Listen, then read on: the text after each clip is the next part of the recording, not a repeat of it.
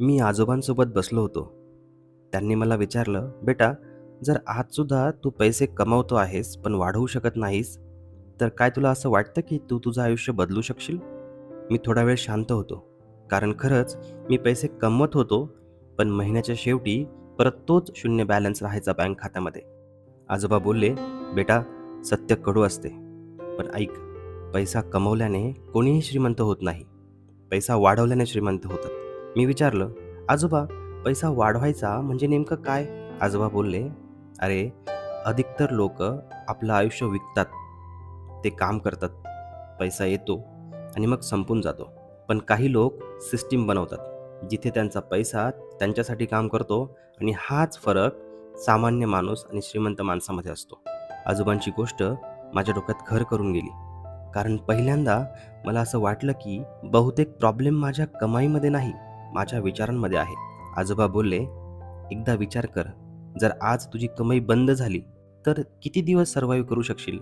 हीच तुझी खरी फायनान्शियल रियालिटी आहे." मी विचार केला आणि खरंच उत्तर थोडं विचलित करणारं होतं. आजोबा बोलले, "तू असं समज बेटा, की तू फ्री नाहीस. तू एका सायकलमध्ये अडकला आहेस. जिथे तू काम करतोस, पैसा येतो आणि निघून जातो. आणि हे चक्र तोपर्यंत चालू राहील, जोपर्यंत तू याला तोडायचा विचार करणार नाही."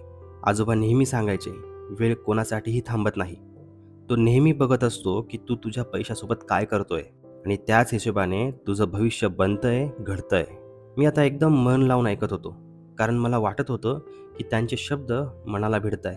आजोबा बोलले की "तू मेहनत तर खूप करतोय, पण मग महिन्याच्या शेवटी पैसा का नाही उरत?"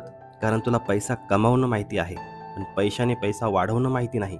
मी विचारलं, "आजोबा, हे पैशाने पैसा वाढवणं म्हणजे काय? जरा स्पष्ट करा ना." आजोबा बोलले, "पैसा मेहनतीने वाढत नाही बेटा. पैसा सिस्टीमने वाढतो, डिसिप्लिनने वाढतो, धैर्याने वाढतो आणि सर्वात जास्त तेव्हा वाढतो जेव्हा तू त्याला पुन्हा पुन्हा कामाला लावतो." मग आजोबा जे बोलले ते मला अजूनपर्यंत आठवते. ते बोलले, "जर मेहनतीनेच श्रीमंती आली असती ना बेटा, तर आज प्रत्येक मजूर करोडपती राहिला असता. पण असं नाहीये. मेहनत इन्कम देते, पण सिस्टीम खरी संपत्ती निर्माण करते." आता मला समजू लागलं होतं की खरा खेळ काय आहे. आजोबा बोलले, "अजून एक सत्य ऐक. मिडल क्लासचा सर्वात मोठा ट्रॅप इन्कम नाहीये, माइंडसेट आहे. लहानपणापासून आपल्याला शिकवलं जातं, शिका, नोकरी करा आणि सेफ राहा. पण कोणी हे नाही शिकवत की पैसा कसा वाढतो." खरंच, या पद्धतीने मी कधीच विचार केला नव्हता. आजोबा बोलले की आपण आजच्या आनंदासाठी उद्याचं स्वातंत्र्य विकून टाकतो आणि हीच ती चूक आहे जी माणसाला आयुष्यभर साधारण, सामान्य बनवून ठेवते. मी आता पूर्णपणे रेडी होतो की या सायकलला कसं तोडू शकतो. आजोबा माझ्याकडे बघत बोलले, "चल, मी तुला अशी सिच्युएशन समजावतो ज्याने तुला सगळं एकदम क्लिअर होऊन जाईल." आजोबा बोलले, "लक्ष देऊन ऐक. 2 मुलं आहेत. दोघांची सॅलरी सेम आहे. दोन्हीही एकाच शहरात राहतात. पण काही वर्षांनी त्यांचं आयुष्य पूर्णपणे बदलून जातं." मी मध्येच विचारलं, "ते कसं काय आजोबा?" आजोबा बोलले, "पहिला मुलगा काय करतो? जसा त्याचा पगार येतो, तो त्याचे खर्च वाढवून टाकतो. नवीन फोन, कपडे, बाहेर फिरणे, थोडा देखावा आणि त्याला वाटायचं की तो किती ग्रो करतोय. पण खरं तर तो एका ट्रॅपमध्ये अडकत चाललेला असतो, जे त्याला कधीच समजत नाही." मी पुन्हा मध्येच विचारलं, "कोणता ट्रॅप?" आजोबा बोलले, "लाईफस्टाईल ट्रॅप.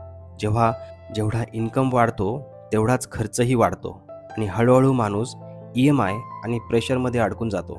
आणि सर्वात खतरनाक गोष्ट ही आहे की त्याला हा ट्रॅप दिसतच नाही." आता मला समजायला लागलं होतं की ही चूक किती कॉमन आहे. आजोबा बोलले, "आता दुसऱ्या मुलाला बघ. त्याची सॅलरी तेवढीच आहे, पण त्याची विचार करायची पद्धत वेगळी आहे. तो ठरवतो की काहीही झालं तरी आजच्या कमाईतून काही हिस्सा त्याच्या भविष्यातील व्हर्जनसाठी काढून ठेवायचा आणि त्याला वाढवण्याचा प्रयत्न करायचा." मी विचारलं, "अच्छा, म्हणजे सेव्हिंग?" तर आजोबा बोलले, "नाही, फक्त सेव्हिंग नाही बेटा. कारण सेव्हिंग फक्त पैसा वाचवते, पण इन्व्हेस्टिंग पैसा वाढवते. आणि हाच फरक आहे सामान्य विचार आणि एक समजदार विचारामध्ये. तो मुलगा त्याच्या पैशाला अशा ठिकाणी ठेवतो ज्यातून त्याला दर महिन्याला काही ना काही रिटर्न मिळते.